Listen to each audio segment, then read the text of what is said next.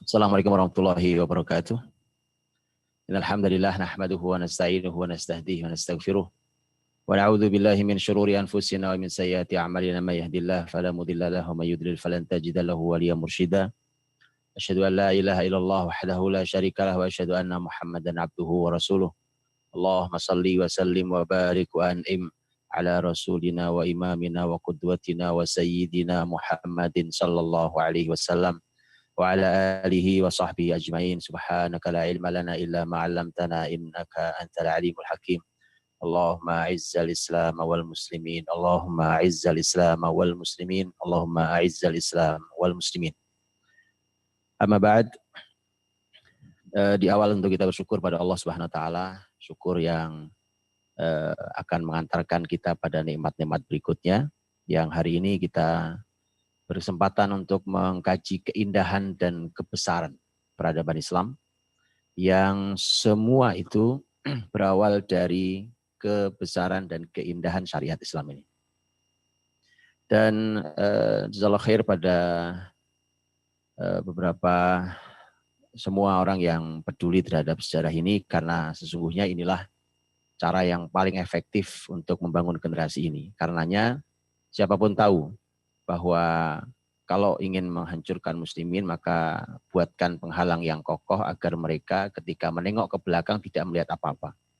Hari ini kita ingin membuka dan ingin menyampaikan bahwa kalau muslimin menengok kepada sejarah masa lalunya, maka dia akan melihat kebesarannya. Dia akan melihat keindahannya, dan itulah yang akan memberikan semangat muslimin untuk kembali hadir dan kembali menghadirkan apa yang telah dilakukan oleh generasi kita yang dahulu.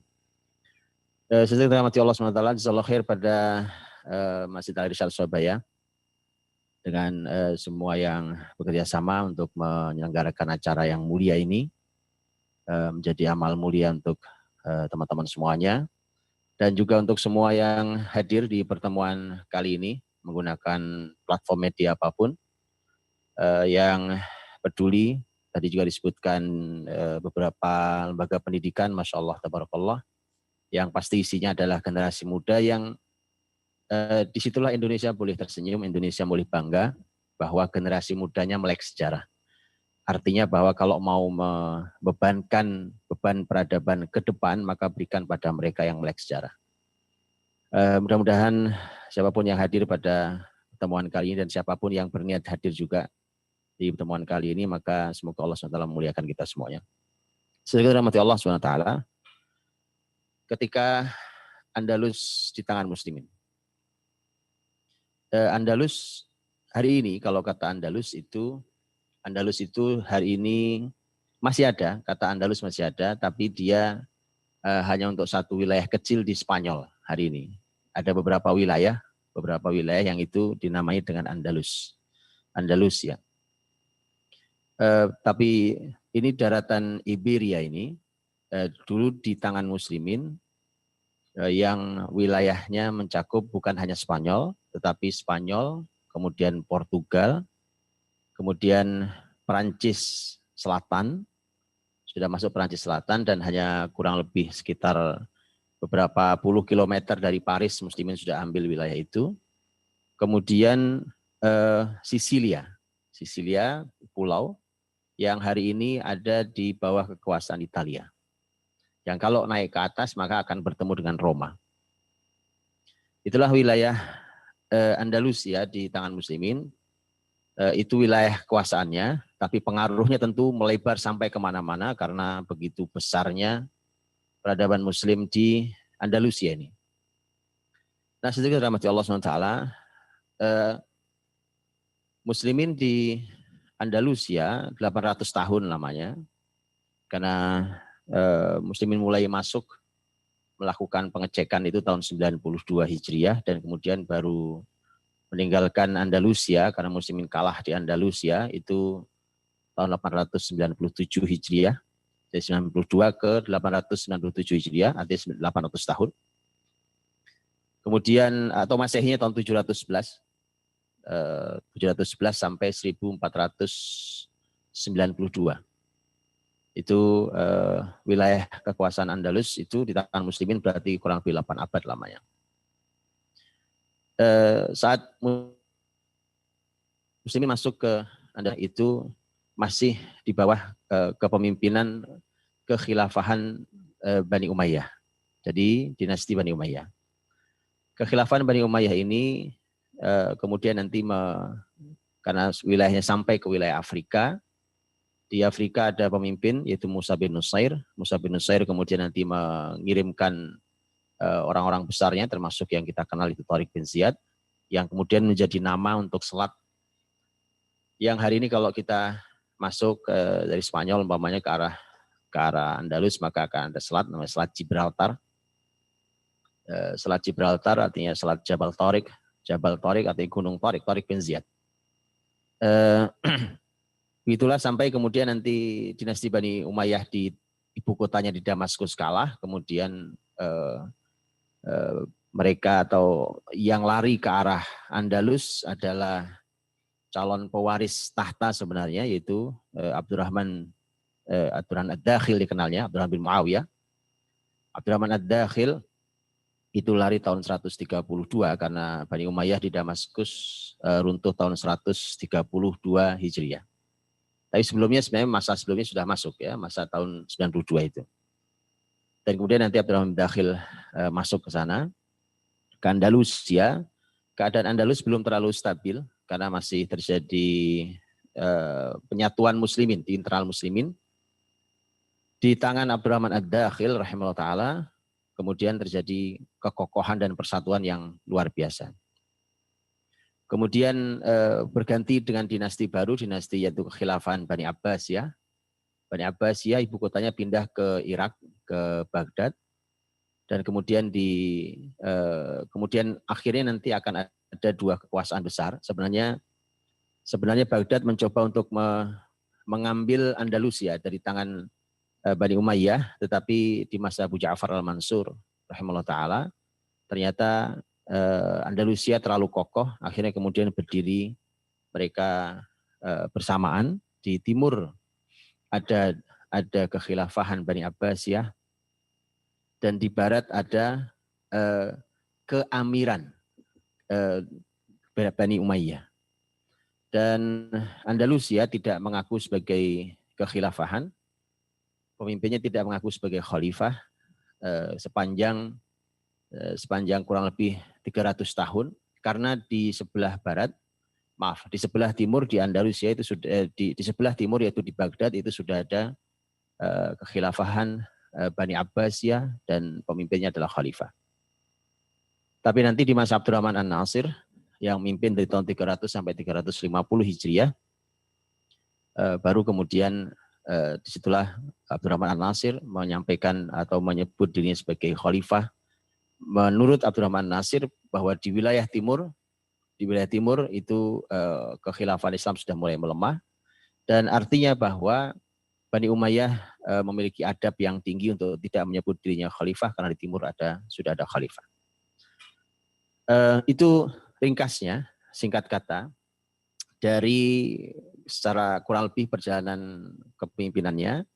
Kemudian nanti di Andalus mengalami tiga fase besar, yaitu fase di mana muslimin dari mulai masuk sampai nanti zaman berakhirnya dinasti Bani Umayyah di barat, maksud saya Bani Umayyah di Andalusia.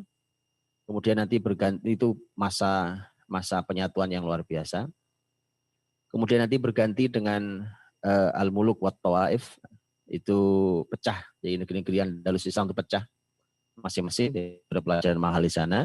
Kemudian nanti yang ketiga terakhir sekali nanti adalah kebesaran Granada secara mandiri, karena Granada bertahan sangat lama setelah negeri-negeri pecahan-pecahan Andalusia itu sudah berguguran satu persatu dan jatuh ke tangan Kristen, pasukan Kristen dari utara yaitu Castile dan Aragon. Baik, teman-teman rahmati Allah, saya tidak membahas itu. Kalau itu latar supaya kita tahu dulu latar, nanti saya bicara tentang Andalus, nanti kita perlu tahu latar, itu latarnya ya. Yang nanti ketika Andalus runtuh tahun 897 atau 1492 Masehi itu sudah runtuh, dan terakhir kota yang dimiliki adalah Granada. Itu Muslimin sudah memiliki dinasti yang baru di muka bumi, kekhilafan yang baru yang usianya sudah 200 tahun, jadi sudah kuat. Yaitu dinasti Turki Utsmani sebagai dinasti terakhir. Baik. Pembahasan saya tentu bukan pembahasan di wilayah itu. Sekali lagi ini adalah latar saja. Tapi saya lebih ingin menyoroti tentang apa karya Muslimin di peradaban Andalus. Ketika Andalusia di tangan Muslimin. Sesuai rahmati Allah Subhanahu wa Ta'ala, Muslimin itu hadir dimanapun, itu menggunakan kaidah inna fatahna laka fatham mubina. Sesungguhnya kami, kata Allah, membuka. Fatahna laka, kami membuka untukmu wahai Muhammad. Inna fatahna laka fatham mubina. Pembukaan yang nyata. Kata fath. Karenanya di akhir, termasuk surat yang turun terakhir juga adalah surat An-Nasr. Idza jaa nasrullahi wal fath. Ketika datang pertolongan Allah, nasrullah wal fath. Fath artinya membuka. Istilah itulah yang dikenalkan Allah di dalam Al-Quran untuk Nabi Muhammad SAW. Karenanya istilah itulah yang lebih disukai oleh Muslimin setelah Rasul SAW. Yang kemudian ketika Muslimin masuk ke sebuah negeri yang baru, menguasai wilayah musuh, maka disebutnya futuhat atau fath. Jamak dari kata fath, jamaknya futuhat, artinya membuka. Penguasaan, apalagi penjajahan, itu bukan ruh Muslimin. Karena kalau babnya adalah hanya menguasai, maka itu bukan Muslimin. Ini sebenarnya PR pertama kita hari ini, bahwa kita dimanapun kita berada, di sebuah tempat, di sebuah organisasi, di sebuah negara, di sebuah kelompok, di sebuah jamaah, mestinya ketika kita membuka satu wilayah baru itu, mestinya jangan penguasaan. Yang menyebabkan kekacauan hari ini sebenarnya adalah karena kita ini bergaya penjajah. Yaitu kita masuk ke sebuah tempat sebenarnya menguasai, ingin menguasai. Padahal semestinya kita masuk ke sebuah tempat itu membuka, fath, membuka. Bukan menguasai. Kalau menguasai banyak orang tersinggung. Apalagi yang punya rumah, kan? Karena dia merasa kehilangan kekuasaan. Tetapi membuka. Nah, futuhat ini di Andalusia akan sangat terlihat nyata. Disinilah bedanya antara penjajahan dengan futuhatnya Muslimin. Kalau penjajahan seperti yang kita lihat di Indonesia ini dijajah oleh Belanda sangat lama. Dijajah lama oleh Belanda, kita tidak ditinggali apa-apa ini. Ya, paling ditinggali gedung-gedung itu. Kita bahasa saja tidak ditinggali oleh Belanda. Kita tidak bisa berbahasa Belanda hari ini. Ya kan? Kita tidak ditinggali apa-apa oleh mereka. Karena mereka hanya masuk, kemudian menguasai, kemudian mengeruk kekayaan Indonesia, kemudian dibawa ke negeri Belanda. Itu yang ada. Itu bedanya di situ. Dan Anda kalau melihat bahwa Muslimin itu kalau masuk ke sebuah negeri melakukan futuhat. Mereka masuk ke sana, mereka buka wilayah sana, kemudian mereka buka hati masyarakatnya dengan hidayah, mereka buka akal masyarakatnya dengan ilmu, mereka buka kehidupan ini sampai dimakmurkan. Itu futuhat, bukan. Muslimin kalau sudah masuk ke sebuah negeri mereka bertanggung jawab. Bukan hanya datang mengeruklah. Tapi masuk sangat bertanggung jawab, kemudian hadir di masyarakat itu. Muslimin menjaga wilayah itu, mengajari masyarakatnya, membimbing masyarakatnya, sampai Muslimin rela mati untuk mempertahankan negeri itu. Siapapun yang mengganggu dan melindungi masyarakat yang ada di tempat itu. Itulah karakter Muslimin. Makanya kita bisa melihat bahwa orang-orang yang tinggal di tempat itu merasa nyaman dengan Muslimin. Kalau kita kita melihat Futuhat di Andalus nanti, kita akan melihat bagaimana muslimin yang bergerak dari satu tempat ke tempat yang lain, itu membawa ruhnya ruh Futuhat. Bukan ruh saitarah, ruh penguasaan. Atau ruhnya penjajahan. Ya ini supaya kita di awal supaya kita tahu, karena ada sebagian orang yang tidak suka dengan Islam, kemudian mengatakan bahwa muslimin di Andalusia, ya kan, itu sama saja dengan Yahudi di Palestina umpamanya. Ya itu sama saja. Sangat berbeda. Anda silahkan pergi ke Palestina hari ini dan lihat bagaimana perilaku orang-orang Zionis Israel, bagaimana perilaku mereka, dan bacalah sejarah Andalus, dan bukan hanya Andalus. Bukan hanya Andalus, negeri manapun yang ada, bahkan masih ditinggali oleh muslimin apapun sampai hari ini. Bukan hanya gedungnya. Gedung itu pasti. Gedung, istana, jembatan, apa segala macam masih ada semua. Bukan hanya itu. Ada tuh masih lihat bahwa hari ini bahasa Arab adalah bahasa yang paling luas jangkauan bahasanya. Ya, ketika sesungguhnya Arab itu ya hanya di Jazirah Arab itu. Begitu kita sudah masuk wilayah Syam bukan wilayah Arab. Syam itu dulu ada di sebagiannya, nanti ada wilayah Arabnya, tapi dia banyak dipengaruhi oleh Romawi Bizantium. Jadi mereka sudah bercampur di sana, bahkan nanti naik lagi ke atas sudah bukan Arab lagi. Kita menyeberang ke Afrika, masuk dari Mesir dan terus sampai ke ujungnya barat adalah Maroko. Mereka bukan masyarakat Arab, mereka berbagai bangsa. Kita masuk ke arah timur, wilayah Persia, ada wilayah Irak, wilayah Iran, dan seterusnya, itu bukan berbahasa Arab. Tapi Anda bisa lihat hari ini.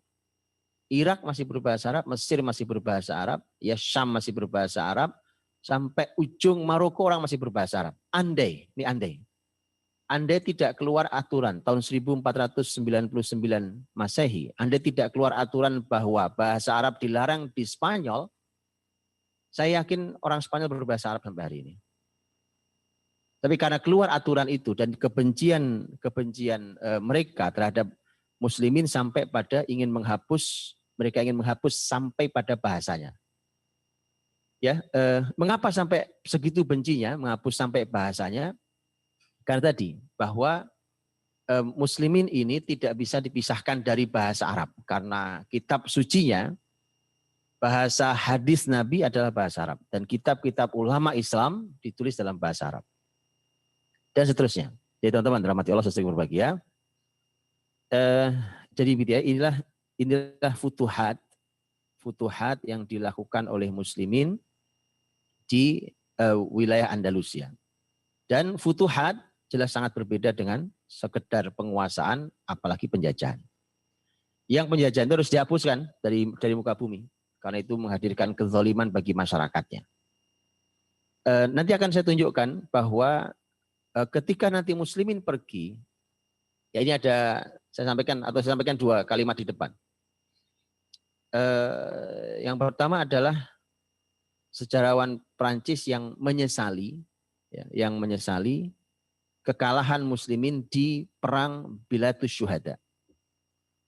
Bilatus Syuhada di dalam bahasa sejarawan Islam itu namanya Bilatus Syuhada, perang Bilatus Syuhada. Perang Bilatus Syuhada itu dipimpin musliminnya oleh orang besar Masya Allah, yaitu Abdurrahman Al-Ghafiqi rahimahullah ta'ala.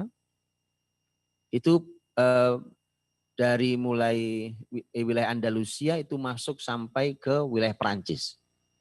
Melewati pegunungan Breneh, kemudian masuk ke wilayah Perancis. Itu muslimin di Bilatus Syuhada itu kalah. Padahal di kota-kota sebelumnya menang dengan sangat luar biasa. Tapi di Bilatus Syuhada muslimin kalah. Dan itu pelajaran sendiri kalau dipelajari tentang perang itu.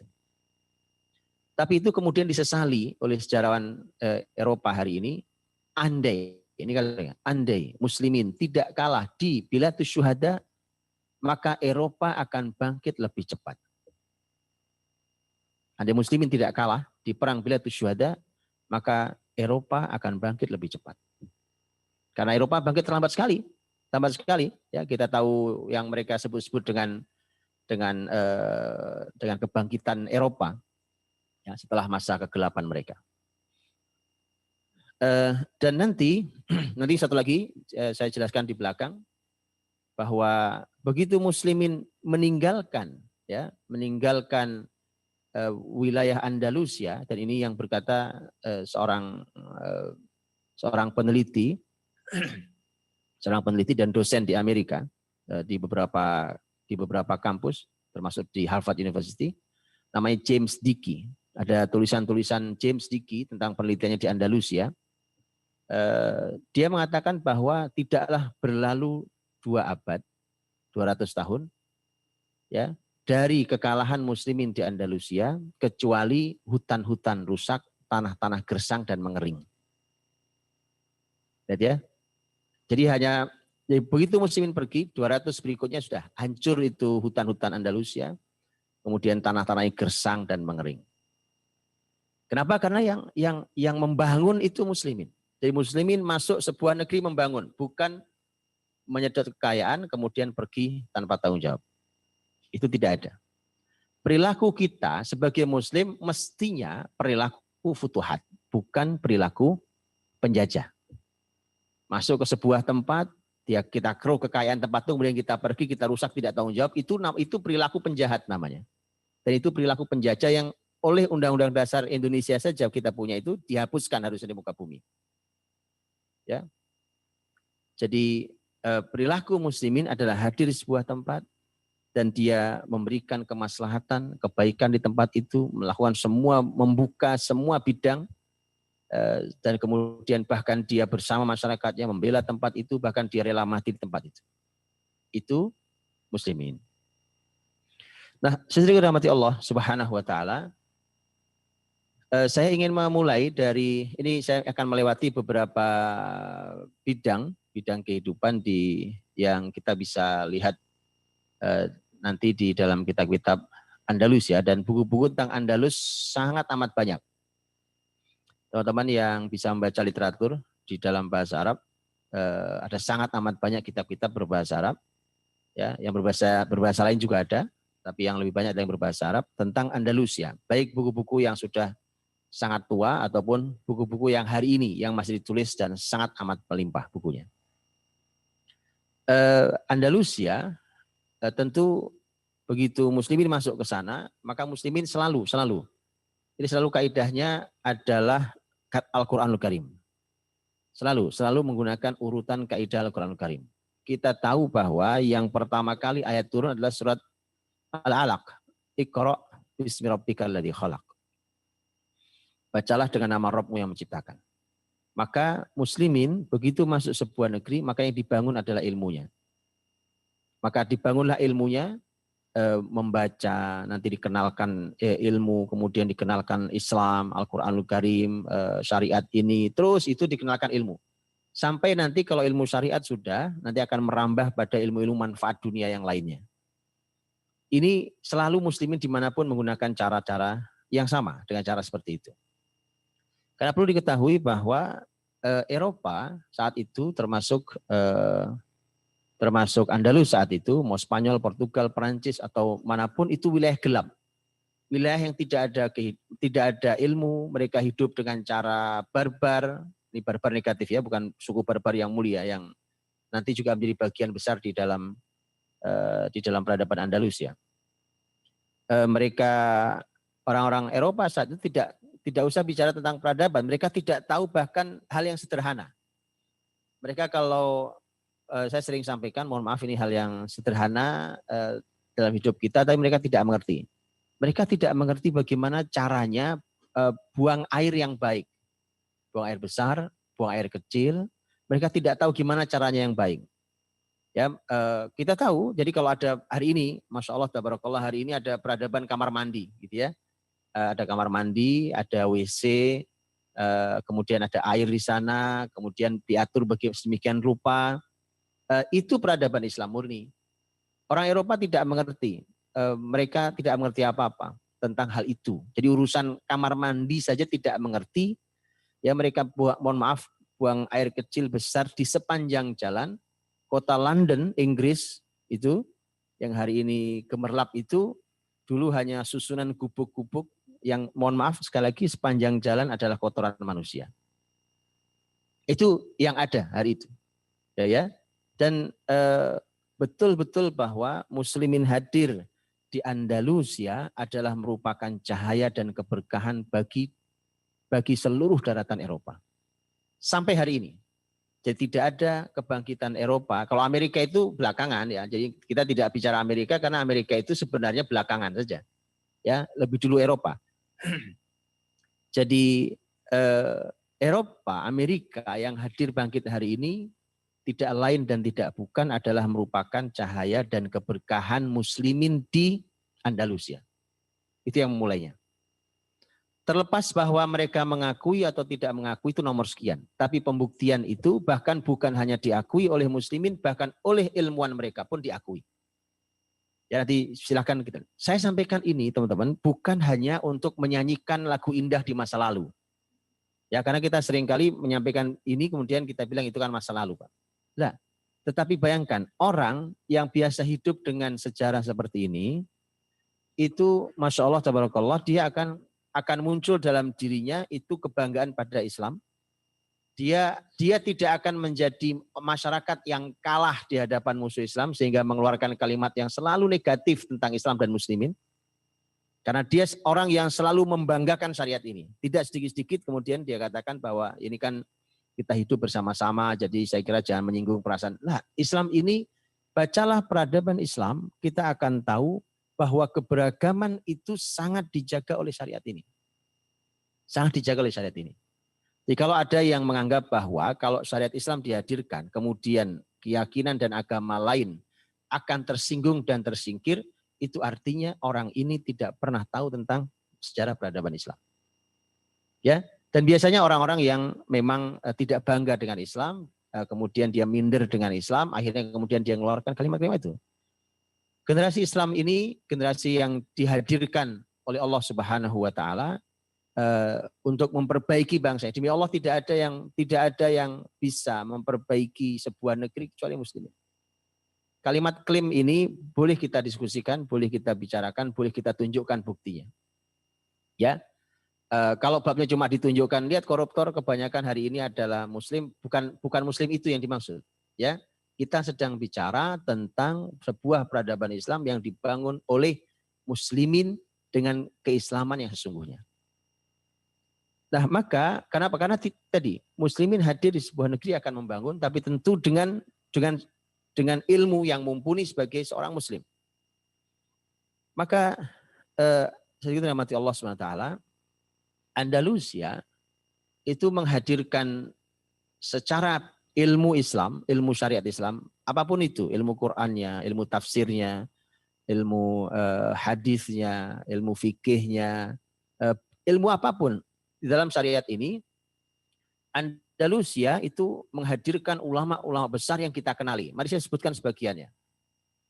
Umpamanya di ilmu Quran, teman-teman yang fokus di Al-Quran pasti akan sangat mengenali nama Asy-Syatibi, Imam Asy-Syatibi rahimahullah taala. Ya, Imam Asy-Syatibi yang hari ini jalur qiraat itu melalui jalur Imam Asy-Syatibi, Al-Hifdzul Amani. Tahukah teman-teman bahwa Asy-Syatibi, Imam Asy-Syatibi itu dari sebuah tempat yang namanya Syatibah. Syatibah itu nama tempatnya, makanya Asy-Syatibi. Itu imam besar di ilmu qiraat. Ya, di ilmu Al-Quranul Karim. Kalau kita, ini saya coba kasih contoh satu-satu ya. Kalau kita melihat umpamanya tafsir, ilmu tafsir, dan perlu diingat bahwa satu orang tidak hanya satu ilmu. Ini saya sebutkan hanya karena kita mengenali Imam Asy-Syatibi sebagai seorang ahli qiraat. Imam Al-Qurtubi yang menulis kitab tafsir sangat terkenal, yang akhirnya kemudian dikenal dengan tafsir Al-Qurtubi, tafsir Al-Qurtubi, Jami' Ahkamil Quran. Imam Al-Qurtubi dari Cordoba. Cordoba adalah Cordoba. Al-Qurtubi ya adalah penulis kitab tafsir sangat terkenal, yaitu tafsir Al-Qurtubi. Tentu bukan hanya satu orang yang dihadirkan sebagai ahli tafsir. Kita kenal, kalau teman-teman belajar tafsir akan kenal namanya Ibnu Atiyah. Ibnu Atiyah, ada tafsir yang khas dan dia tafsir rujukan utama di ilmunya, yaitu menafsirkan Quran dengan pendekatan bahasa, grammar bahasa. Jadi tafsir Quran tapi menggunakan pendekatan bahasa, ilmu bahasa. Itu tafsir terkenal ya, tafsir yang paling besar dalam bab itu adalah tafsirnya Imam besar Abu Hayyan Al-Andalusi. Nah, dari namanya ketahuan, Al-Andalusi. Abu Hayyan Al-Andalusi. Itu tafsir Al-Bahrul Muhit. Itu tafsir. Tentu masih sabrek lagi data yang lain. Dalam kitab fikih, jangan tanya kalau fikih. Atau sebelum fikih hadis. Hadis jangan tanya. Hadis imam besar di berbagai bidang ilmu hadis ada sangat banyak. Bahkan salah satu imam besar di ilmu hadis yang memiliki musnad, kitab musnad. Ya, musnad adalah kumpulan hadis Nabi SAW dengan metode mengumpulkan hadis berdasarkan nama sahabat. Adalah imam besar Baqi bin Makhlad rahimahullah ta'ala. Ada musnad Baqi bin Makhlad rahimahullah ta'ala. Baqi bin Makhlad adalah salah satu muridnya Imam Ahmad yang punya musnad Ahmad bin Hanbal rahimahullah ta'ala. Bayangkan Ahmad bin Hanbal ada di mana? Di negeri timur, jauh di Baghdad sana. Ya, teman-teman kalau tidak kebayang saya bicara tentang peta, nanti buka peta ya. Bayangkan jarak antara Baghdad di Irak ya dengan Andalus ya, dengan Spanyol ya, tempatnya Baqi bin Makhlad Al-Andalusi. Lihat jaraknya itu. Ya, berapa ribu kilometer jaraknya. Ya, dia harus masuk nyebrangi selat dulu baru masuk ke Maroko, terus berjalan sepanjang barat sampai timurnya benua Afrika, ya kan? Dari mulai Maroko di barat sampai timurnya adalah Mesir. Kemudian nanti naik ke atas ke masuk ke wilayah Syam, dari Syam terus ke arah timur, nanti baru timur jauh sampai ketemu dengan negeri Irak di Baghdad. Ketemu Imam Ahmad rahimahullah ta'ala yang memang ingin belajar tentang hadis. Sampai sejauh itu perjalanan, begitu sampai di negerinya Imam Ahmad rahimahullah ta'ala, ternyata Imam Ahmad sedang dicekal, tidak boleh ngajar ilmu. Ya, ini permasalahan di dalam ilmu politik, kemudian juga kelompok sesat atau pemikiran sesat dalam Islam. Imam Ahmad dicekal, tidak boleh mengajar ilmu saat itu, padahal sudah sangat jauh Baqi bin Makhlad berangkat. Ya, dan unik, tapi Baqi datang menghadap Imam Ahmad, kemudian mengatakan, saya datang dari negeri jauh, wahai Imam. Kemudian Imam Ahmad bertanya, apa kamu datang dari Trablus itu wilayah yang di Trablusnya Tripoli Libya. Karena itu sudah jauh sekali. Kata Baqi bin Makhlad, saya datang untuk sampai ke Tripoli saja masih harus menyeberangi lautan dan harus menempuh perjalanan darat. Masih jauh sekali berarti. Saya ingin belajar padamu, hai Imam Ahmad. Imam Ahmad mengatakan, pasti kamu sudah mendengar bahwa saya dilarang untuk mengajar ilmu. Baqi bin Makhlad kemudian mengatakan iya, tapi saya ingin belajar. Maka Baqi punya rencana dan disetujui oleh Imam Ahmad. Perencanaannya adalah, saya setiap pagi akan datang ke rumah Anda, mengetuk pintu kecil, ada pintu kecil di rumah Imam Ahmad, mengetuk pintu kecil dari belakang ini, kemudian Baqi berpakaian layaknya pengemis, jadi seperti pengemis yang pakaiannya lusuh dan compang-camping, kemudian nanti berteriak, Assalamualaikum sodaqoh rahimakumullah. Ya. Assalamualaikum, saya minta sodaqoh rahimakumullah. Ilmu sodaqoh, tapi minta sodaqoh, seperti pengemis. Maka nanti dilakukan, kemudian Baqi dipersilakan masuk, kemudian diberikan ilmu hadis oleh Imam Ahmad, kemudian selesai hari itu pulang. Ya lama-lama, itu nggak boleh lama. Nggak mungkin pengemis berlama-lama, itu orang akan curiga. Maka begitu seterusnya sampai beberapa tahun sampai Imam Ahmad diizinkan mengajar. Dan Baqi bin Makhlad menjadi salah satu imam besar, makanya ketika Imam Ahmad sudah mulai mengajar kembali, dan Imam Ahmad termasuk imam besar yang muridnya sangat banyak, dan Imam Ahmad ketika mengajar, kemudian Baqi bin Makhlad suatu hari sakit, Maka Imam Ahmad menjenguk ke rumah Baqi bin Makhlad sampai seluruh orang heran. Siapa nih orang? Orang tidak ada yang kenal dengan Baqi bin Makhlad. Siapa dia? Kok sampai sekelas Imam Ahmad harus menjenguk dia sampai ketika dia sakit? Ya, dan kemudian muncul kalimat yang menarik. Ya, kalimat menarik, muncul kalimat menarik. Kalimatnya adalah, apakah Anda merasa telah belajar ilmu? Lihatlah Baqi bin Makhlad. Anda tahu Anda belum belajar ilmu. Ya. Jadi kita-kita yang hari ini ngaku belajar nih pakai Zoom ya kan, pakai apa sekarang nih? Pakai webinar, pakai YouTube, kemudian kita setel ya kan, sambil keadaan santai, sambil senderan, sambil apa gitu. Kemudian kita berharap dapat ilmu banyak. Maka Imam Baqi bin Makhlad nanti ketika pulang ke Andalus, dia berkata ke murid-muridnya, kalian sudah belajar ilmu? Begini nih belajar ilmu? Ya, kayak begini cuma kualitas belajar ilmu kalian. Karena Imam Baqi bin Makhlad punya sejarah bagaimana beliau belajar ilmu dengan cara yang sangat ajaib seperti tadi itu. Jadi pengemis, bercombang-camping dengan sangat sulit, kalau ketahuan juga bahaya. Harus berteriak setiap pagi, Assalamualaikum shadaqah rahimakumullah, dan seterusnya. Tapi kemudian beliau menjadi imam besar, Imam Baqi bin Makhlad, di dalam ilmu hadis. Itu sepenggal kisah tentang Imam Baqi bin Makhlad, yang kemudian beliau juga menulis musnad. Sampai Imam Baqi bin Makhlad mengatakan begini, saya, laqad gharastu gharsan la yuqla'u illa ba'da khuruji dajjal. Saya sudah menanamkan ilmu di Andalus ini yang tidak mungkin dicabut kecuali setelah nanti Dajjal keluar. Itu kata Imam Baqi bin Makhlad. Begitu para ulama ya. Itu ilmu hadis. Kalau kita masuk ke ilmu fikih umpamanya, Masya Allah ilmu fikih jangan tanya lagi. Secara madhab Eropa, hampir seluruh Eropa dari timur sampai barat, madhabnya adalah madhab Hanafi. Kecuali Andalusia. Karena Andalusia itu yang membawa ilmu fikih ke Andalus adalah murid-muridnya Imam Malik rahimahullah ta'ala. Sehingga wilayah Afrika bagian utara, dari mulai Maroko, tetangga-tetangganya, kemudian sampai nyebrang ke Spanyol, wilayah Andalus seluruhnya itu madhabnya Maliki. Sampai hari ini, muslimin di sana madhabnya Maliki. Dan Pak Imam membesar di sana menulis kitab-kitab yang luar biasa yang menjadi rujukan-rujukan utama dalam madhab Maliki. Teman-teman yang belajar fikih tahu umpamanya Imam Ibn Abdul Bar rahimahullah ta'ala. Imam Ibn Abdul Bar ulama besar di dalam madhab Maliki. Bahkan menjadi bukunya itu menjadi rujukan-rujukan utama di dalam madhab Maliki. Begitu juga imam-imam lainnya, ya, para imam yang lainnya yang juga memiliki keilmuan tentang fikih yang luar biasa. Bahkan Andalusia menghadirkan madhab baru. Nah, ya, menghadirkan madhab baru yang tidak ada di tempat lain. Kita mengenali fikih madhab Hanafi, madhab Maliki, madhab Syafi'i, madhab Hambali.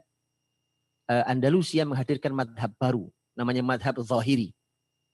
Ya, Abu Dawud Al-Zahiri, pencetusnya, pemikiran fikihnya, ini imam besar dalam Islam. Okay. Yang nanti akan dibesarkan madhabnya oleh imam besar, yaitu Imam Ibnu Hazm rahimahullah ta'ala. Dalam salah satu kitab terkenalnya adalah kitab Al-Muhalla, yang di sana isinya adalah membicarakan tentang madhab fikih yang dipegangnya. Teman-teman bicara tentang madhab fikih tentu belajar yang baik ya, karena madhab fikih itu di dalam Islam adalah kekayaan intelektual yang di sana muslimin diajari menjadi orang cerdas, dan fikih dengan berbagai madhab bukan penyebab pertikaian. Yang bertikai, penyebab pertikaian itu karena kita fanatik terhadap sebuah madhab, awalnya diawali dari karena kita tidak cukup ilmunya. Ulama dulu dengan bangga menyebut dirinya madhabnya apa, itu biasa. Ya, siapapun itu akan menyebut nama madhabnya siapa. Ya, bahkan pindah madhab itu hal yang juga bukan aib. Dan itu tersebut dalam sejarah Islam. Ya, tersebut orang madhab ini kemudian pindah ke madhab ini dan seterusnya. Kan itu adalah karya-karya para ulama kita, rahimahumullah. Umpamanya di ilmu apalagi? Ilmu bahasa umpamanya. Ilmu bahasa. Di pesantren-pesantren di Indonesia pasti sangat mengenali para santri, sangat mengenali Alfiyah Ibnu Malik. Ibnu Malik orang mana? Orang Andalus. Alfiyah Ibnu Malik di dalam ilmu nahwu Masya Allah, tabarakallah. Sampai sekarang lihat, penulisnya di Andalusia, dihafal di pesantren-pesantren sampai negeri timur jauh seperti kita di Indonesia hari ini. Alfiyah Ibn Malik. Ini karya besar, subhanallah. Orang yang sudah meninggal sangat lama, tapi ilmunya masih terus bercahaya. Ini imam besar ya di dalam ilmu bahasa contohnya. Begitu seterusnya, teman-teman rahmati Allah, ini hanya sekilas tentang bahwa dalam ilmu syariat, di berbagai bidang ilmu apapun, ternyata muslimin di Andalusia memiliki karya-karya yang karya mereka tidak tanggung. Bahkan sampai hari ini dia menjadi rujukan utama di berbagai bidang ilmu. Kemudian di ilmu-ilmu manfaat yang lainnya, selain ilmu syariat, yaitu ilmu-ilmu umum yang lainnya, Masya Allah, tabarakallah, silahkan dibicarakan, gak ada habisnya. Andalusia. Kalau menurut Imam Asy-Syafi'i rahimahullah ta'ala, Imam Syafi'i mengatakan bahwa ilmu yang terbaik setelah ilmu al-adyan adalah ilmu yang berhubungan dengan al-abdan. Setelah ilmu yang berhubungan yang urusannya ilmu agama, ilmu yang terbaik setelahnya adalah ilmu yang berhubungan dengan badan manusia. Nah, badan manusia ini, ilmu badan manusia ini diantaranya ilmu kedokteran. Makanya dahulu Imam Syafi'i sudah marah-marah dari zaman dulu, ya kan? Beliau marah dengan kalimatnya bahwa kalian serahkan ilmu kedokteran ini kepada Yahudi dan Nasrani. Itu sampai Imam Syafi'i lihat. Imam Syafi'i bukan dokter. Beliau sebagai imam besar dalam berbagai macam ilmu agama, tetapi beliau tidak dikenali sebagai seorang dokter. Beliau sampai harus peduli dan marah ketika muslimin mengabaikan ilmu kedokteran itu kemudian diserahkan pada Yahudi Nasrani. Efeknya apa? Efeknya banyak. Kita kehilangan banyak hal. Ya, kehilangan banyak hal.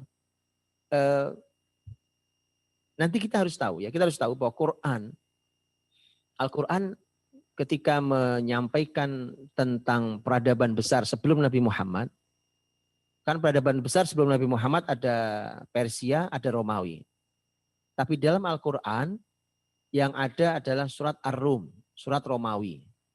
Tidak ada surat Al-Furs, surat Persia. Betul ya? Di Quran tidak ada surat Persia, tapi ada surat Romawi. Mengapa? Karena Romawi ini adalah ahlul kitab. Persia bukan ahlul kitab. Sehingga ini pelajaran buat Nabi Muhammad SAW yang juga diberikan oleh Allah Alkitab. Dan di surat Ar-Rum itu Allah SWT menyampaikan diantaranya, ayatnya menyampaikan tentang bahwa orang-orang kafir itu Allah menyampaikan ya'lamuna zahiram minal hayatid dunya wa hum 'anil akhirati hum ghafilun. Mereka itu hanya tahu zahirnya ilmu dunia ini. Zahiram minal hayati dunia. Jadi kehidupan dunia ini mereka cuma tahu zahirnya saja, kulitnya saja. Dan mereka lalai dalam urusan akhiratnya.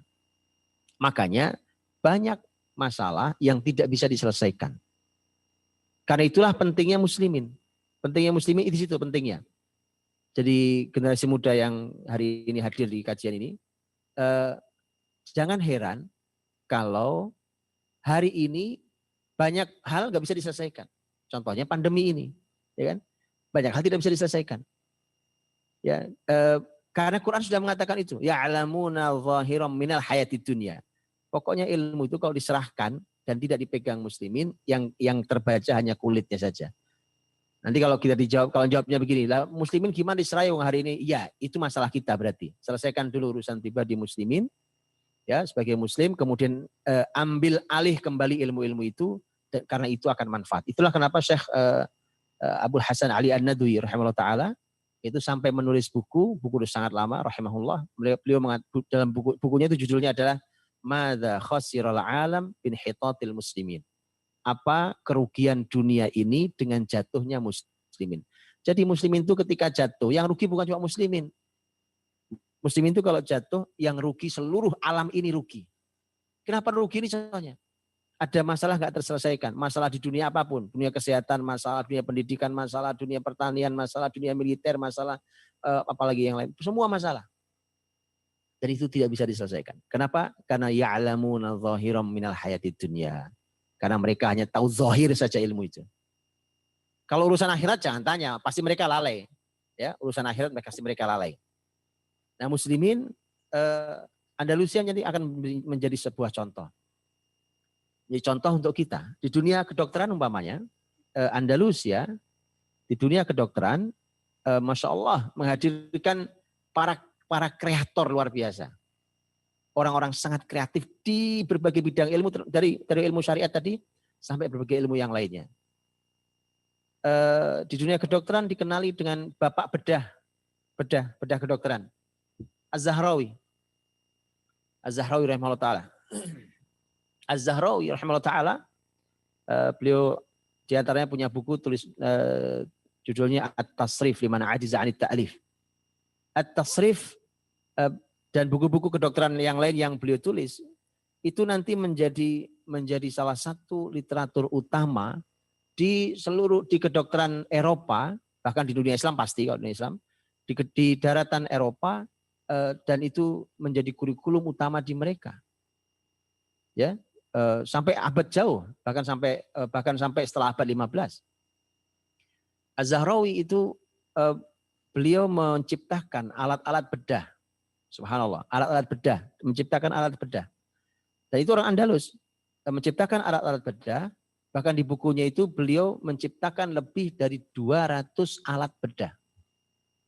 Apapun itu, dari yang mulai kecil-kecil sampai alat bedah betul, ya, alat bedah dunia kedokteran. Saya pernah menyaksikan sebuah acara televisi, seingat saya, ini acara lama sekali, seingat saya ini televisi Inggris, kalau saya tidak salah ingat, di mana kemudian si pembawa acaranya membukakan bukunya Az-Zahrawi, yang di sana ada gambar tentang alat bedah yang diciptakan itu, kemudian dijelaskan fungsinya dan seterusnya, bagaimana menggunakannya, kemudian dibawa ke ruang dokter. Waktu itu yang ingin dibuktikan seingat saya adalah dokter mata, kalau saya tidak salah, ke dokter mata atau saya lupa, yang jelas salah satu dokter spesialis, seingat saya mata. Kemudian ditunjukkan, Az-Zahrawi menciptakan alat untuk mata, untuk bedah mata itu, ini alat-alatnya. Dokternya menunjukkan alat yang ini, alatnya ini. Sampai sekarang masih dipakai dengan model yang masih persis sama seperti di bukunya Az-Zahrawi. Alat yang ini, buku ini, alatnya yang ini, dan seterusnya. Subhanallah. Jadi makanya gini, teman-teman, kebayang ya kalau Islam menerapkan copyright, anak turunnya Az-Zahrawi kaya raya, betul ya? Anak turunnya Az-Zahrawi akan sangat kaya raya kalau muslimin kenal dengan istilah copyright. Karena setiap orang yang membuat alat harus izin ke keluarganya Az-Zahrawi dan harus membayar sejumlah uang, karena itu dulu yang menemukan adalah bapak mereka itu Az-Zahrawi. Tapi karena muslimin nggak kenal itu. Ya, itu salah satu dokter bedah dokter yang luar biasa, dan ada sangat amat banyak melimpah pakar-pakar kedokteran di Andalusia. Orang-orang Eropa, raja-raja Eropa dahulu itu, kalau masyarakat Eropa sampai raja-rajanya itu kalau mau belajar itu satu, dan mau berobat mereka ke Andalusia. Mereka nggak pergi ke negeri kota-kota yang lain di wilayah mereka. Mereka non Muslim tentu, non Muslim, mereka pergi ke Andalusia. Makanya saya sering katakan begini, keadaan Muslim hari ini, lihat ya, keadaan Muslim hari ini itu mirip dengan keadaan Eropa di masa Muslim besar di Andalus. Saya ulang kalimat saya itu. Jadi keadaan Muslim hari ini itu mirip dengan keadaan Eropa saat Muslimin besar di tangan, saat Andalus besar di tangan Muslimin. Tadi, hari ini coba kita lihat, karena muslimin hari ini tidur, ya kan? Tidur, pingsan, ya kan? Alhamdulillah sudah mulai menggeliat bangun, generasi mudanya. Yang perlu didukung oleh orang tua, bukan malah dijatuhkan. Ketika hari ini kita sekolah, kita bahkan mungkin berobat, ya kan? Orang yang punya uang, mereka akan pergi ke negeri-negeri yang sekolahannya canggih-canggih, peralatannya juga canggih-canggih, keilmuannya juga lebih maju dan seterusnya. Itu persis seperti keadaan Andalus ketika di tangan muslimin. Orang-orang Eropa, raja-raja Eropa, orang-orang yang punya harta mereka, kalau mereka mau menyekolahkan anak mereka, mereka kirim ke Andalusia. Kalau mereka mau berobat, mereka pergi ke rumah sakit yang ada di Andalusia. Ya, itu apakah kemudian Muslimin memaksa mereka untuk keluar dari agama mereka kemudian masuk Islam? Tidak. Tidak. Bahkan ini bukti keberagaman itu sangat dijaga oleh syariat ini. Jadi orang-orang yang Islamofobia itu orang-orang yang ketakutan betul kalau syariat ini hadir. Itu jelas orang-orang yang punya masalah Islamofobia. Ya, itu punya penyakit, mereka takut terhadap Islam. Islam sangat menjaga. Bayangkan bahkan salah satu lulusan Andalusia nanti begitu pulang menjadi paus. Enggak tanggung-tanggung, bukan cuma pendeta biasa. Jadi salah satu paus di Katolik Roma adalah lulusan Andalusia.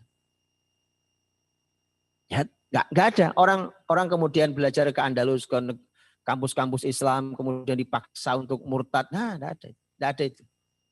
Dijaga betul, silahkan. Kalau mau beribadah dengan versi agama silahkan dan seterusnya. Ini menjadi catatan penting untuk siapapun yang ketakutan terhadap syariat. Anda tidak sadar bahwa Anda sedang terkena Islamofobia itu. Baik, jadi Andalus saat itu menjadi pusat peradaban ilmu, sehingga kampus-kampus besar, kemudian rumah sakit yang istimewa dengan para pakar yang luar biasa. Sekali lagi bahwa bayangkan alat yang dibuat Az-Zahrawi, ya kan, berabad-abad yang lalu itu masih bisa kita saksikan di ruang-ruang dokter. Bisa bayangkan itu. Ya. Itu di salah satunya di ilmu kedokteran, ya. Tentu sekali lagi saya cuma nyebut satu-satu contohnya karena itu bidang yang sangat besar. Ya, kalau Anda umpamanya cek tentang spesialisasi. Dahulu contohnya umpamanya spesialis mata, Al-Kahal. Itu berapa banyak buku-buku kedokteran yang dihasilkan dari tangan-tangan muslimin di Andalusia. Mau bidang apapun, umpamanya bidang ilmu, hari ini kita nyebutnya ilmu nabati, tentang tanaman. Bukankah bapak ilmu nabati adalah Ibnul Baitor? Ibnul Baitor yang dahulu ilmu tanaman itu, ya, ilmu tanaman itu dulu juga tergabungkan dengan ilmu kesehatan. Karena dahulu obat-obat itu diambil dari tanam-tanaman itu. Makanya terhubung sangat erat. Jadi pertanian itu selain dia pangan, dia adalah ilmu yang terhubung sangat erat dengan ilmu kesehatan, itu satu. Dan bahkan dia terhubung dengan sangat erat kalau hari ini dengan ilmu arsitektur. Ya, kok bisa arsitektur? Iya, karena ada di dunia ilmu arsitektur namanya ilmu landscape, ya kan? Ilmu landscape hari ini itu ilmu pertamanan segala macam itu kalau di dunia Islam dahulu hanya merupakan salah satu ilmu pertanian. Ilmu lanskap itu. Nanti mungkin kita bisa bahas di belakang kalau ada waktunya. Jadi imam ilmu besar dalam ilmu tentang tanaman, tentang nabati itu adalah Ibnu Baitor. Ibnu Baitor itu salah satu bukunya itu membahas tentang 1.400 tanaman. Dari 1.400 itu 300 itu tanaman baru yang ditemukan oleh Ibnu Baitor. Dijelaskan tentang pohonnya seperti apa, kemudian seperti apa karakternya, dia manfaatnya apa, bahayanya apa, dan seterusnya. Itu ilmu tentang tanaman. Begitu juga umpamanya kalau kita beralih kepada ilmu-ilmu lain. Contohnya adalah ilmu arsitektur atau ilmu tentang bangunan, ya, arsitektur bangunan. Kalau kita pergi ke Masjid Nabawi hari ini, atau kalau ada yang belum pergi, mudah-mudahan segera pergi ke sana. Itu kita bisa melihat, nanti lihat di foto-fotonya yang belum ke sana, lihat ya, bangunan lengkung-lengkung itu di dalam Masjid Nabawi, ya, lengkungnya, bahkan dengan warna-warni belangnya itu, gambar-gambar warna belangnya di dalam Masjid Nabawi, Anda boleh cek, itu persis sama dengan model Masjid Jami' Cordoba. Persis sama. Nah, itu muslimin dulu yang buat sejak zaman dahulu. Ya, jadi muslimin itu menemukan metode tentang, karena saya belum lama diskusi dengan teman-teman arsitek bahwa lengkung itu, gitu ya, melengkung itu ternyata masya Allah adalah itu bukan hanya sebuah keindahan, tetapi di sana ada ilmu arsitektur sebagai penahan beban bangunan yang terbaik dan seterusnya. Ini bangunan ini bisa kita lihat. Umpamanya kalau kita bicara tentang gedung-gedung menjulang tinggi hari ini. Di kota-kota besar cenderung gedungnya menjulang tinggi seperti di negeri kita juga sama. Bangunan menjulang tinggi itu bisa kita saksikan di Andalus. Sudah sangat awal, sudah sangat lama ini. Ya. Bayangkan ada bangunan yang dibangun setinggi kurang lebih 90 meter. 90 meter itu kalau bangunan hari ini sudah berapa puluh lantai. Ya, itu sudah ada. Muslimin dulu sudah membangun di Andalus itu. Ya, itu menara Masjid Raya Cordoba, ya, itu berapa tingginya yang dipakai oleh Abbas bin Firnas untuk terjun, manusia pertama di muka bumi yang terbang niru burung. Ya, itu Abbas bin Firnas. Dan seterusnya. Maka bangunan luar biasa. Arsitekturnya, bangunannya luar biasa. Muslimin menciptakan teknologi-teknologi di dunia arsitektur, dunia teknologi yang lainnya juga sangat luar biasa.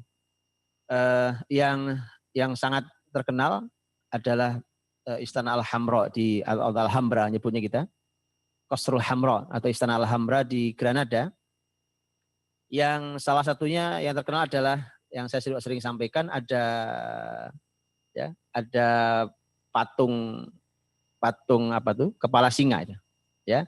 Ada 12 patung kepala singa di dalamnya, dalam istana itu yang melingkar gitu, yang dari setiap mulut kepala singa itu keluar air. Yang itu sebenarnya jam.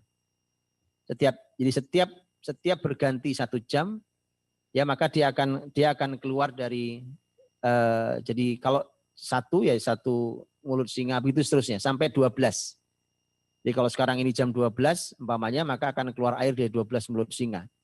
Itu teknologi muslimin ditanam di situ. Kemudian begitu muslimin kalah di Granada, maka itu dibongkar oleh orang-orang Spanyol non-muslim, dibongkar. Mereka penasaran ingin tahu ini mesinnya bagaimana di bawah tanahnya. Begitu mereka bongkar, kemudian alat itu rusak. Kabarnya sampai hari ini belum bisa diperbaiki. Bayangkan tuh, ini katanya zaman canggih teknologi hari ini, ya, sampai hari ini itu belum bisa diperbaiki. Bagaimana sistem caranya keluar itu dari segala macam itu masih belum bisa diperbaiki. Jadi itu begitu luar biasanya, ya. Kisah Alhambra adalah kisah yang kalau dari sisi arsitektur bangunan sangat ajaib.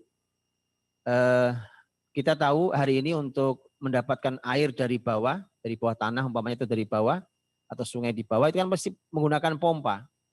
Ya kan? Bayangkan Andalusia itu di bawah, Andalusia itu kan di atas di bukit, ada sungai kurang lebih turun ke bawah itu kurang lebih 100 meter kalau ditarik. Ini 100 meter. Ada sungai disebut dengan Sungai Daro. Itu air 100 meter ditarik ke atas 100 meter itu ke bukit tanpa menggunakan mesin. Gimana caranya? Hari ini mesin biasa tidak mungkin mengangkat air setinggi itu. Dia perlu mesin yang tidak biasa. Zaman dulu muslimin tidak perlu menggunakan mesin untuk bisa mengangkat itu ke atas. Karena kan orang di atas ada tinggal ribuan orang dan perlu air. Itu teknologi muslimin, subhanallah. Ya kan? Muslimin mengalirkan air berkilo-kilo menembus beberapa bukit. Berkilo-kilo itu untuk sampai ke Qasrul Hamra, Istana Alhambra itu. Dan itu adalah merupakan keahlian teknologi muslimin. Dan begitu seterusnya di berbagai bidang ilmu. Ya, di Istana Alhambra itu dulu para ilmuwan Islam ketika mau meletakkan di mana kursi raja. Jadi raja duduk di istananya itu duduk di kursi. Ketika datang, maka siapapun yang datang, kalau dia lawan, dia akan langsung punya rasa takut. Kalau dia kawan, maka sang raja terlihat sangat wibawa. Itu hanya untuk mengukur kursi raja diletakkan di posisi sebelah mana. Jadi ada ruangan kosong, jadi kursi raja diletakkan sebelah mana. Itu muslimin menggunakan hitungan matematika. Hitungan matematika dengan kajian psikologis hari ini itu muslimin dulu sudah menggunakan itu, kemudian di titik plek, titik itulah, disitulah diletakkannya. Siapapun yang masuk, maka dia akan punya rasa bahwa sang raja begitu wibawa. Ya, sehingga kalau dia musuh, maka dia tidak akan berani macam-macam. Kalau dia teman, dia kawan atau apa, atau relasinya, maka dia akan semakin menghormati sang raja, dan seterusnya. Baik, begitulah, dan di contohnya apalagi yang lain? Contohnya pokoknya di ilmu lingkungan hidup hari ini. Ilmu lingkungan hidup umpamanya. Itu muslimin dahulu itu Masya Allah. Di Cordoba dan di kota-kota Islam dahulu, di Andalusia, itu jalanannya terang seperti jalanan kita hari ini. Malah jalanan kita hari ini ada yang gelap, ya kan? Ada yang gelap, jalannya bolong-bolong, ya kan? Apalagi kalau musim hujan, Masya Allah. Andalusia itu tata kotanya luar biasa. Luar biasa. Ya, berkilo-kilo panjangnya itu tidak ada yang gelap. Jadi sepanjang itu. Jadi ini bayangkan, ini pembicaraan bukan zaman sekarang. Kalau zaman sekarang mungkin kita berpikir normal. Itu kita bicara tentang zaman itu. Bahkan ada pengawasan negara tentang kebersihan lingkungan umpamanya.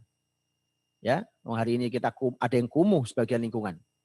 Ini kebersihan lingkungan. Di sana bahkan ada kontrol dari negara. Kebersihan lingkungan, baik jalanannya tidak boleh membuang sampah sembarangan, setiap rumah harus menjaga rumahnya masing-masing, dan seterusnya. Ada banyak yang berubah. Begitu tidak menggunakan pendekatan Islam, pasti banyak yang berubah. Ya, termasuk nanti umpamanya di membangun kota atau tata kota itu. Ya, membangun perumahan, rumah-rumah kita hari ini itu tidak menggunakan pola-pola yang diterapkan oleh muslimin ketika mereka membangun tata kotanya dahulu, atau membangun perumahan, atau membangun lingkungannya, atau membangun rumahnya. Nanti sebagian mungkin kita bahas di belakang. Karena muslimin itu wajib tahu jam waktu sholatnya, ya, maka dia atau waktu ibadahnya yang lain, maka muslimin itu akan sangat peduli dengan masalah waktu.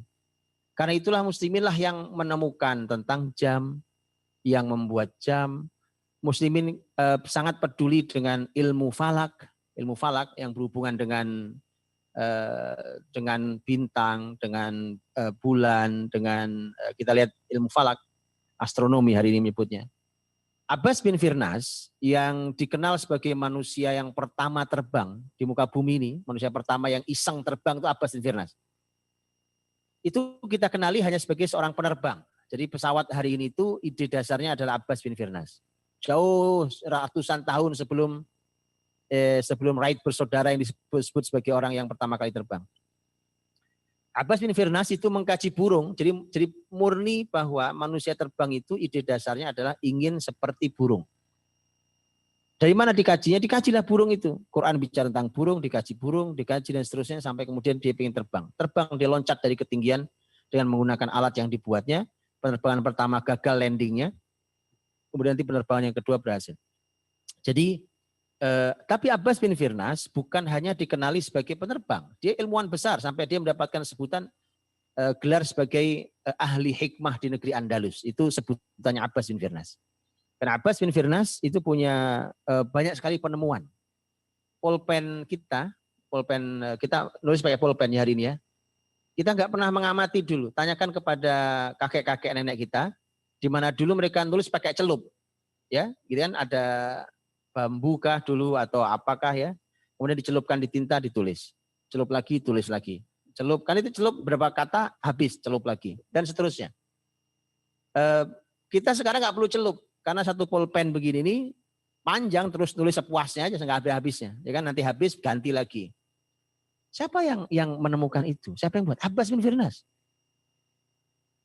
Kita tidak pernah mengamati itu sebagai, dan bahkan kita nggak tahu ya, kita pakai karena kita tidak tahu. Jadi teman-teman kalau megang pulpen, nanti teman-teman harus tahu bahwa itu karya ilmuwan besar Andalusia. Ada yang kalau kita hari ini ke planetarium, ya planetarium yang lebih canggih dari itu pernah dibuat oleh Abbas bin Firnas di rumahnya sendiri. Bayangkan itu sangat lama, jadi itu bukan barang baru. Jadi Abbas bin Firnas itu membuat kubah hari ini sebenarnya planetarium, membuat kubah. Kemudian begitu masuk ke kubah itu orang-orang akan belajar banyak. Jadi ada seperti persis kayak planetarium hari ini. Ya, nanti ada langit, ada bintang, ada bulan, ada matahari, ada awan, ada kilatan petir dan ada suara gemuruhnya petir. Itu sudah dibuat oleh Abbas bin Firnas. Bayangkan, sejauh itulah muslimin dahulu sudah membuatnya. Ya, untuk apa? Untuk muslimin belajar. Saat itu untuk siapapun belajar tentang ilmu astronomi. Karena muslimin juga mengurusi karena masalah ilmu, maka muslimin sangat peduli dengan peralatan. Kan tadi peralatan muslimin harus menemukan peralatan. Dulu kertas itu dibuat di kota Syatibah yang tadi saya bilang Imam Asy-Syatibi. Itu produksi kertas yang disebarkan itu kertas itu ke berbagai negeri. Begitu pula di berbagai bidang ilmu yang lain, apapun itu, ya. Pertanian di Andalusia itu dulu susah panen, dulu negerinya dipegang oleh orang nggak ngerti pertanian. Begitu muslimin masuk, muslimin banyak membawa ilmu pertanian yang diambil dari negeri Syam.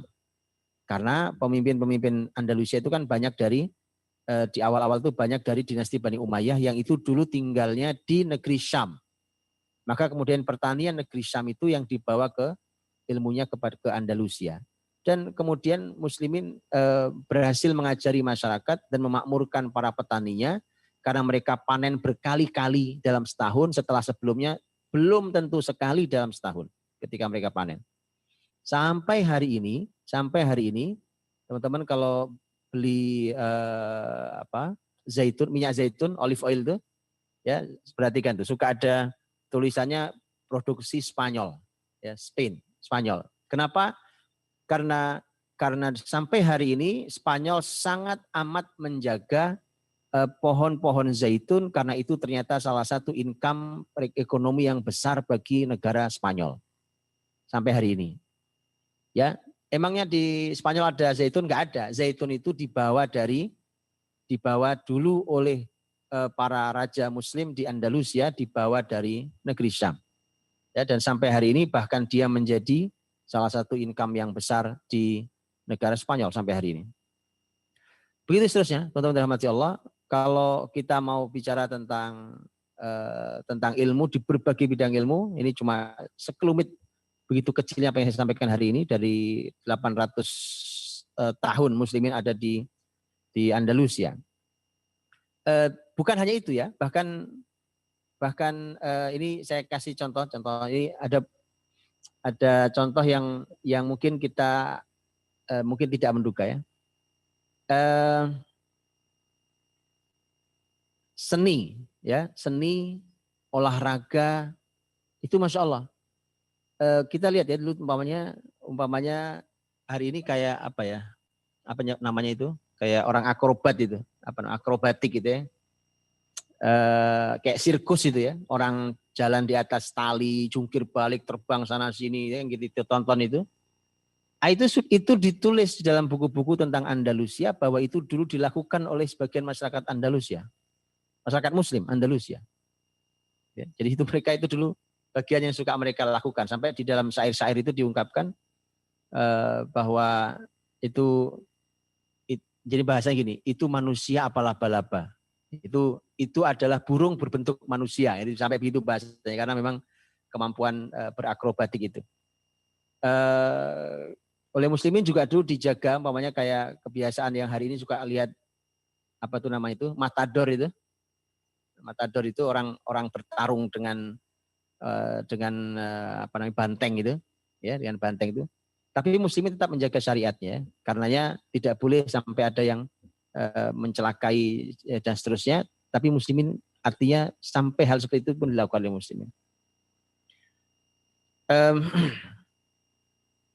Dan Kalau kita lihat umpamanya gini, cikal bakalnya kendaraan, truk, bis hari ini tuh, ya.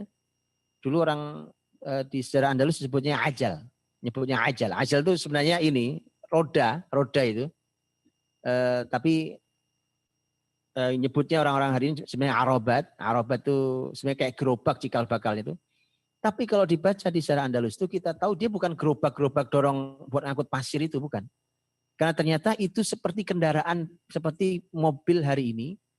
Bahkan ada yang digunakan untuk mengangkut hal yang besar, berarti seperti truk hari ini. Ya, karena disebutkan bahwa pernah digunakan untuk mengangkut pohon yang besar sekali, yang diangkut dari sebuah tempat, itu harus ditarik dengan menggunakan 70, jadi menggunakan tenaga 70 binatang yang kuat-kuat. Artinya itu teknologinya. Bahkan lebih dari itu untuk mengangkut orang. Yang ngangkut orang yang persis kayak bis hari ini. Jadi sekelompok orang ada di dalamnya, ya mereka duduk di tempat kayak mobil hari ini. Kemudian dia bergerak. Ya, jadi itu sudah dilakukan oleh muslimin sejak zaman dahulu. Baik.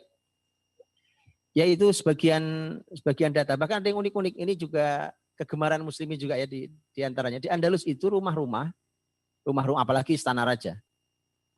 Rumah-rumah itu senang sekali piara burung dulu. Piara burung, jadi keindahan suara burung itu.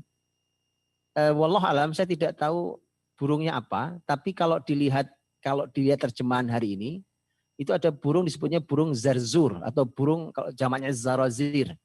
Zarzur itu kalau diterjemah hari ini itu jenis burung jalak, Pak. Burung jalak itu hari itu.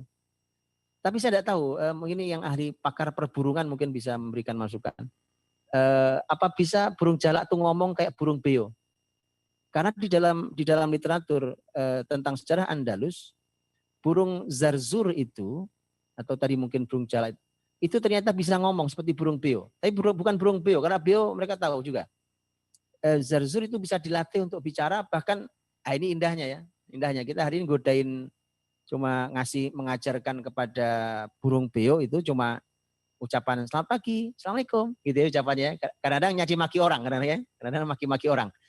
Ini karena orang Arab senang dengan syair, burung beo itu diajari burung zarzur itu diajari bersyair. Contohnya umpamanya dalam kitab Nafhut Thib, ini buku tentang sejarah Andalus, itu Abdurrahman Ad-Dakhil, Abdurrahman An-Nasir. Abdurrahman Nasir ini pemimpin terbesar negeri Andalus. Abdurrahman An-Nasir rahimahullah ta'ala, itu beliau pernah suatu hari ingin melakukan fasdu. Teman-teman tahu fasdu ya? Kayak bekam itu, mengeluarkan darah itu dari badan untuk kesehatan. Ingin berfasdu itu. Begitu datang dokter yang ingin yang mengerti fasdu itu, begitu sudah dipegang tangannya sang khalifah ini Abdurrahman An-Nasir, dengan difasdu, kemudian hinggaplah burung zarzur itu. Hinggap burung zarzur di situ, hinggap di atas sebuah bejana, hinggap di atasnya. Kemudian burung zarzur itu kemudian bersyair dia. Dia ada bunyinya, kayak burung beo tapi ada bunyinya. Ya, bunyinya begini bunyinya. Ayyuhal fasidu rifqan bi amiril mu'minina innama tafsidu irqan fihi mahyal alamina. Itu bunyinya. Ayyuhal fasidu rifqan, wahai Anda yang sedang dokter yang ingin melakukan fasdu, rifqan, berhati-hatilah. Ya, hati-hatilah bi amiril mu'minina, kepada amirul mu'minin, karena ini adalah Khalifah Abdurrahman An-Nasir. Innama tafsidu irqan, karena Anda akan memfasdu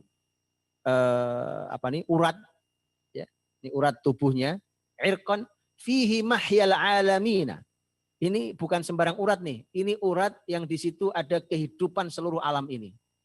Jadi maksudnya adalah karena dia pemimpin besar, manfaatnya untuk sekeliling, untuk negerinya, bahkan berbagai negeri luar biasa. Itu pesannya si burung itu. Sampai Abdurrahman An-Nasir juga loh, ini burung bisa ngomong, siapa yang ngajari ya.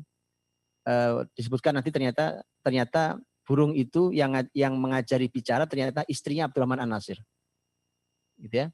Jadi dulu orang-orang Andalus itu suka dengan burung, mereka punya piara burung di rumah masing-masing, di antaranya malah mereka mengajari burung zarzur itu untuk bicara itu.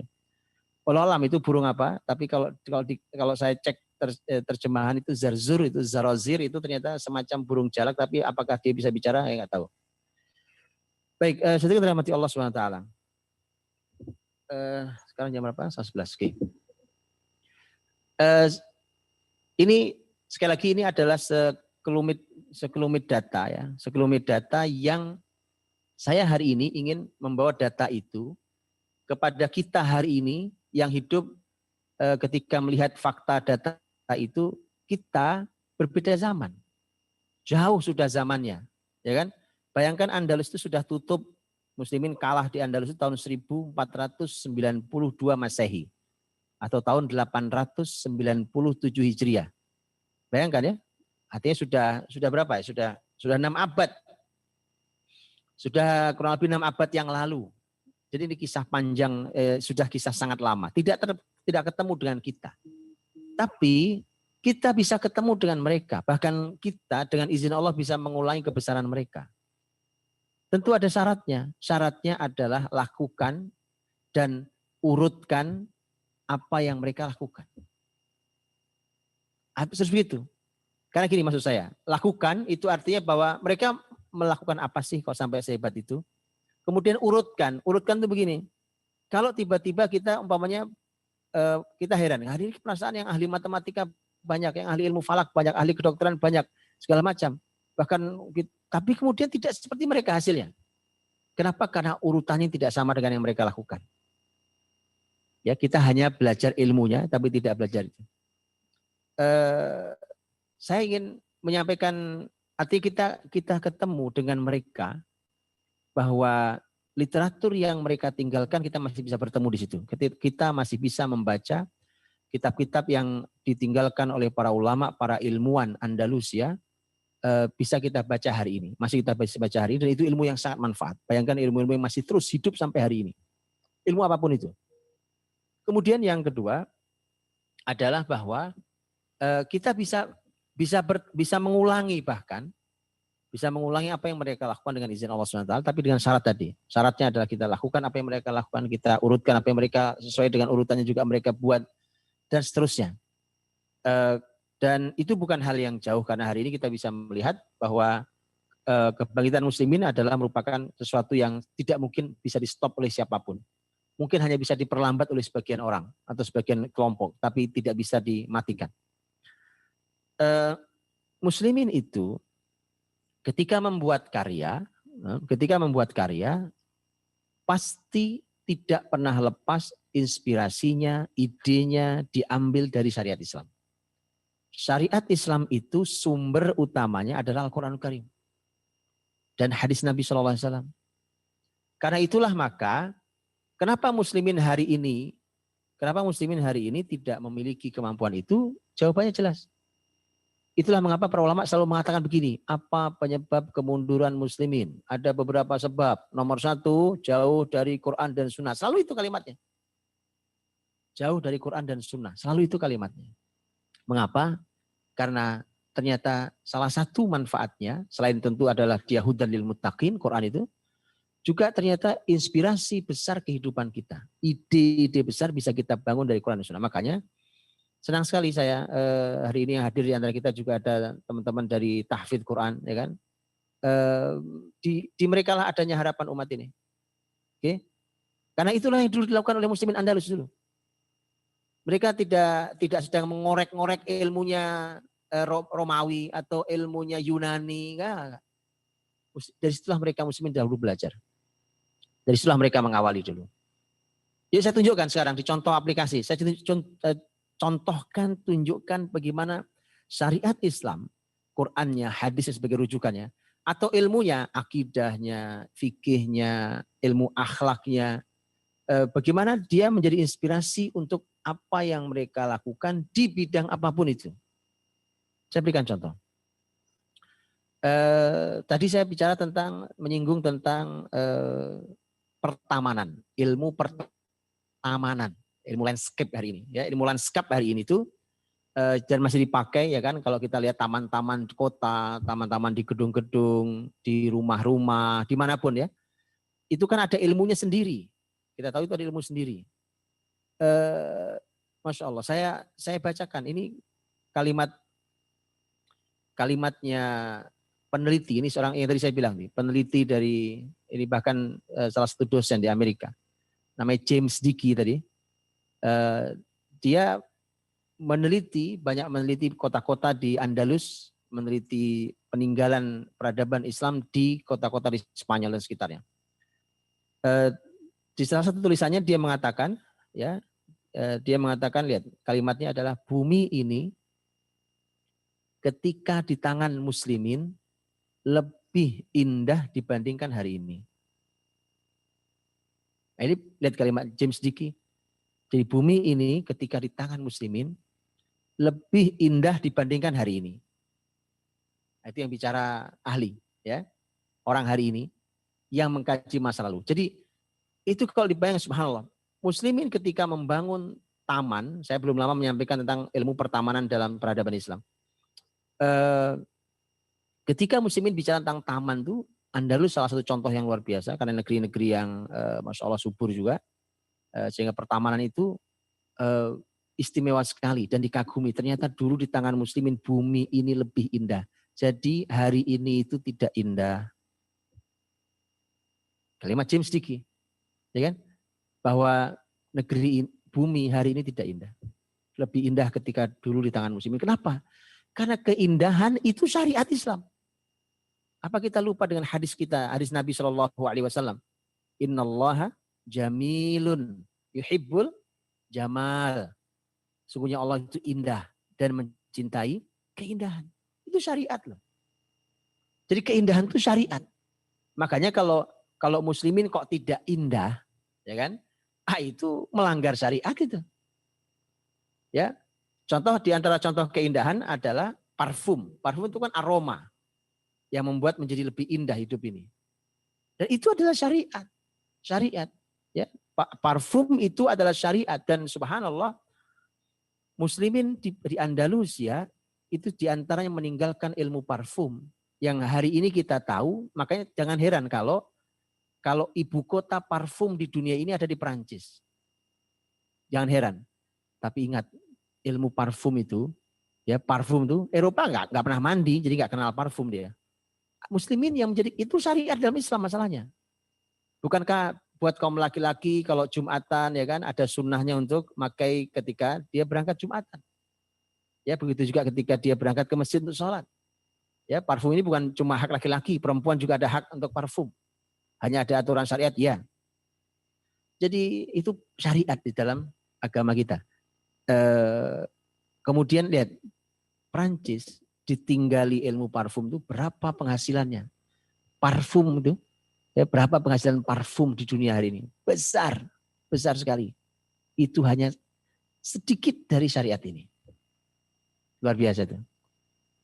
Nah, kembali tadi pada kalimat James Dickey tadi itu, bumi lebih indah ketika bicara tentang pertamanan. Teman-teman tahukah bahwa semua ini berawal, muslimin kenapa sampai sehebat itu? Karena semua berawal dari syariat ini. Tadi saya sudah bilang, parfum itu syariat ini. Maka muslimin berupaya untuk menciptakan berbagai macam hal tentang parfum. Aromanya. Sampai contoh lain. Umpamanya tentang masalah satrul aurah. Dalam bab fikih kita tahu ada namanya satrul aurah. Yaitu menutup aurat. Pakaian kita. Menutup aurat bukan cuma masalah pakaian. Bukankah Rasul pernah menyampaikan tentang masalah minta izin kalau masuk rumah orang? Ya, minta izin, kan kalau kita masuk rumah orang harus minta izin dulu, ngucap salam dulu. Kenapa harus minta izin? Apa kalimatnya Rasul? Innama ju'ila listi'dzan min ajril basar. Minta izin itu disyariatkan karena masalah mata. Nih, mata, gara-gara mata kita ini maka izin itu harus ada. Apa artinya? Artinya adalah jangan sampai mata kita melihat sesuatu yang rahasia, sesuatu yang pribadi di dalam rumah. Maka perlu izin, nggak asal masuk. Itu artinya bahwa sitrul aurah, menutupi aurat itu dalam syariat itu hal yang penting. Maka ketika contohnya arsitek ketika membangun rumah, umpamanya membangun ruang-ruang di rumahnya, atau membangun taman umpamanya, atau membangun apapun, itu dia akan memikirkan bagaimana tetap terjaga auratnya penghuni rumah ini. Itu arsitektur dalam Islam. Jadi arsitektur dalam Islam itu bukan hanya arsitektur, apapun ilmunya, itu mesti menimbang syariat ini. Ya, mesti menimbang syariat ini. Ya. Jadi karenanya itu Masya Allah akan mengubah. Dan teman-teman kalau belajar ilmu menggunakan sudut pandang syariat, maka bisa akan berubah total. Saya kasih contoh berubah total. Dan lagi-lagi itu kalimatnya para arsitek handal nih, ya kan, yang menyampaikan tentang hal tersebut. Lihat ya, ini contoh perubahan yang sangat nyata. Kalau ada rumah, ya kan, lihat perumahan-perumahan kita hari ini, Bapaknya. Rumah-rumah yang biasanya di kota-kota besar, ada di kota-kota yang rumah ada tamannya, rumahnya mungkin nggak besar atau besar terserah, tapi ada tamannya. Di mana diletakkan taman biasanya? Diletakkannya di luar. Di dalam ada, ya. Di dalam ada itu kalau biasanya kalau tanahnya lumayan. Tapi kalau tidak, biasanya pasti diletakkan di luar. Betul ya? Diletakkan di luar. Kalau Anda baca dalam arsitektur Islam itu ternyata rumah-rumah itu sekecil apapun itu, saya bacakan kalimatnya James Dickey. Walau rumah-rumah itu kecil, tetap di dalamnya terdapat air mengalir, terdapat bunga-bunga, wewangian, pohon-pohon kecil, dan tempat-tempat istirahat. Rumah sekecil apapun di Andalus itu, kata James Dickey, sekecil apapun rumah itu di dalamnya ada begitu. Jadi taman itu dulu dibuat oleh muslimin untuk kenikmatan penghuni rumah. Sehingga bisa dinikmati, menjadi tempat bercengkrama keluarga, menguatkan hubungan antar suami istri dan anak-anak. Itu tujuannya. Nah kalau taman ditaruh di luar, kan kita nggak mungkin nongkrong sesantai itu kan, namanya tempatnya di luar ya kan. Makanya itu karena begini kalimatnya, ini kalimatnya Dr. Muhammad Yahya Waziri. Beliau juga punya buku sangat bagus judulnya Al-Imarah Al-Islamiyah, bangunan Islam. Ya, karena beliau juga arsitek bangunan Islam. Beliau mengatakan bahwa karena muslimin itu tidak biasa bangga-banggaan, ya. Tidak biasa membanggakan diri, bangga-banggaan di depan orang, itu nggak biasa. Itu kalimat ditulis oleh Dr. Muhammad Yahya Waziri itu untuk menceritakan tentang taman-taman yang dibuat hari ini, yang itu ditaruh di luar, yang menikmati orang lewat. Tapi orang rumah itu cuma sekian persen menikmatinya. Coba kalau dia diletakkan di dalam rumah. Seperti taman-taman yang ada di rumah-rumah di Andalus saat itu. Ya dulu di Cordoba saja itu ada ratusan ribu rumah di kota Cordoba. Jadi bayangkan kalau di kota itu, di rumah itu kemudian di dalamnya ada taman itu. Karena muslimin tidak biasa, cuma ingin menunjukkan rumah ini bagus loh, tamannya taruh di luar. Ya, maka muslimin bicara tentang fungsi dan bicara, lihat, bangga-banggaan itu bicara akhlak. Muslimin tidak biasa dengan itu. Tujuan manfaatnya apa sih taman? Manfaatnya adalah untuk kita nikmati bersama di rumah, bersama keluarga kita. Di sini kita bercengkrama bersama, diskusi, bercanda bersama, berdialog bersama. Di sini kita kuatkan hubungan keluarga ini dan seterusnya. Ya, itu fungsinya musim itu. Makanya yang indah itu di bagian dalamnya. Lah rumah kita ini hari ini kadang-kadang indah bagian luarnya, ya. Yang menikmati orang lain, orang rumah malah tidak menikmati. Jadi kalau kita lihat kalau kita masuk sebuah ilmu menggunakan panduan syariat, itu bisa mengubah karakter ilmu yang ada hari ini, dan karena itu pun kita bisa lihat contohnya di Andalus contohnya. Baik, itu contoh ya teman-teman, bagaimana syariat muslimin selalu hadir dengan syariatnya. Saya juga sudah sering sampaikan bahwa ulama Islam dulu ketika menulis ilmu apapun itu yang di kepalanya adalah syariat. Mau matematika, mau apapun itu di kepalanya adalah syariat. Ya, mau astronomi, mau tadi ilmu kedokteran, apapun itu semua adanya adalah di kepala mereka adalah syariat ini. Baik, saya kira cukup dari saya, dan terakhir saya ingin kalimat yang menarik ketika Syekh Nasir bin Sulaiman Al-Umar dalam bukunya Suqutul Andalus, Durusun wa Ibar, ya, tentang kejatuhan Andalus, Durusun wa Ibar, sebagai pelajaran. Ya. Beliau memberikan semangat pada kita semuanya. Ya, di antara kalimatnya beliau mengatakan harapan-harapan. Ini agama Allah, tetapi mana para pekerja kerasnya? Di kalimat beliau. Harapan-harapan. Ini agama Allah, tetapi mana para pekerja kerasnya? Jazakumullah khair. Itu saya kira dari saya. Saya kembalikan ke Surabaya.